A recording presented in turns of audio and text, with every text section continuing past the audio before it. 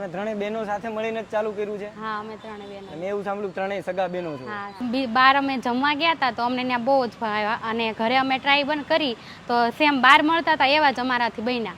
ઘરના બધાને બહુ જ ભાવ્યા તો અમે નક્કી કર્યું કે આપણે નવું સેટઅપ ખોલીએ એમ. ત્યારે હું સૂર્યમુખી પરાઠા બનાવી. કાંદા, કોબી, ગાજર, કેપ્સિકમ, લીલા ધાણા, લસણની પેસ્ટ, આદુની પેસ્ટ, ચીલી ફ્લેક્સ, ઓરેગાનો. હા, ઘઉંનો લોટ જ તે.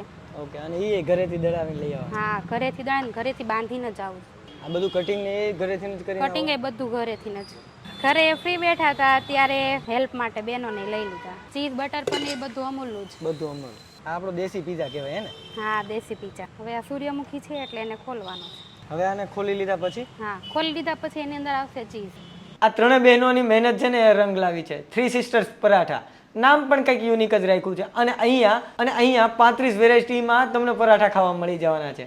અહીંયાનો ટેસ્ટ કંઈક યુનિક અને ડિફરન્ટ છે.